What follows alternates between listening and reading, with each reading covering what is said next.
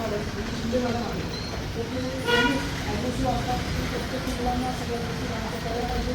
त्यासाठी ते कंटिन्यू ते करत असतात त्या संदर्भात आज तुम्ही गोळे मल्टी स्पेशालिटी हॉस्पिटल ते आलेला आहात बरोबर. इथे आल्यानंतर कुठल्याही जेव्हा आपण एका मल्टी स्पेशालिटी हॉस्पिटलमध्ये जातो तेव्हा हे लक्षात घ्यायचं की तिथे गेल्यानंतर आपण पाहतो की सुरुवातीला गेल्यानंतर पेशंटला बसायची त्यानंतर तुम्हाला तिथे स्वागत कक्ष केलं जातं.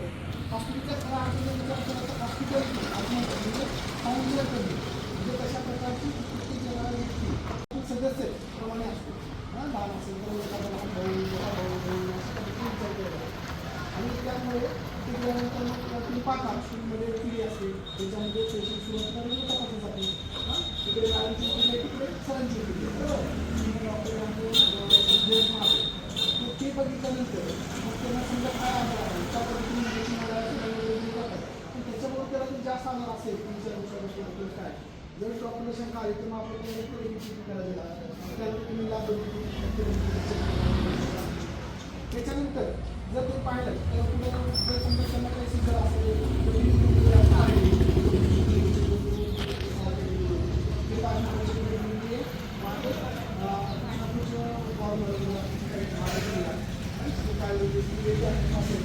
त्यानंतर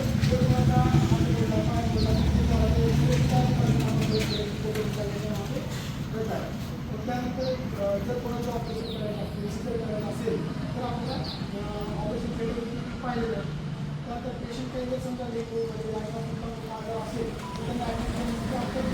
पाहिजे बरोबर. तर त्या सगळ्या गोष्टीसाठी एक प्रकारची मेहनत यामध्ये फक्त डॉक्टरच नसतात सिस्टर असतात त्यानंतर आमचे रक्तलघवीचे करणारे जे लॅब असिस्टंट आपण जे लॅबचे तज्ज्ञ असतात ते सुद्धा असतात बरोबर. त्यानंतर सरकारमध्ये वेगवेगळे तज्ज्ञ असतात असे वेगवेगळ्या प्रकारचे एकाच सगळे देतात. हे गोष्टी आपल्याला का माहिती पाहिजे तर कुठे गेल्यानंतर आपल्याला नेमकं काय करायचं कळलं पाहिजे. त्यानंतर तुम्ही 10नंतर 12नंतर तुम्हाला तुमच्याकडे तुमच्याकडे कोणत्या प्रयोगशाळेमध्ये काम करणार आहे त्याच्यानंतर तुमच्याकडे कोणतरी रिसर्च होणार आहे. ह्या सगळ्या गोष्टींचा विचार करून आपल्या प्रकारची सेवा घडली पाहिजे असा त्यातला उद्देश आहे. जर समजा जे काही आरोग्य सेवा असते तसं तुमच्याकडे आपण पाहतो शाळांमध्ये की विद्या मंदिर आहे बरं सरस्वती विचार केला तुमचे काय असेल आणि तशाच पद्धतीने जे विचार केला तर हे प्रकारचं आरोग्य मंदिर म्हणजे आरोग्य व्यवस्थित आपल्याला विद्या चांगली कमवलं त्यातून जर आपण सक्षम बनलो तर आपण सगळ्या गोष्टी करू शकतो. चांगल्या प्रकारे तो व्यक्ती जर सक्षम आहे शारीरिक मानसिक दृष्ट्या तर तो आपण चांगला करू शकतो तो चांगला पैसा कमवू शकतो तो चांगला करू शकतो चांगला करू शकतो आणि मोठा व्यक्ती करू शकतो. तर त्या पद्धतीने तुम्ही सुद्धा दिलेली आहे तर जे काही आरोग्याची एकता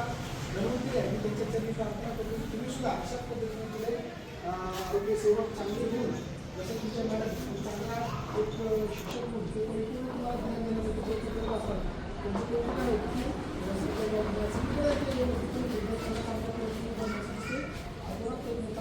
चांगला असतो आणि पाहतो अशाच पद्धतीने तुम्ही सुद्धा जो कुठले फिल्ड शिक्षक किंवा समाजसेवा पण त्या पद्धतीने प्रयत्न लोकांना